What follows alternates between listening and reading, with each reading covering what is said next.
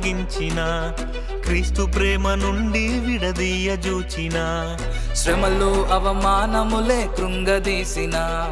బలహీనతలే మమ్మును భంగపరచిన బ్రతుకుట ప్రభు కోసమే చావైన లాభమే పందెమందు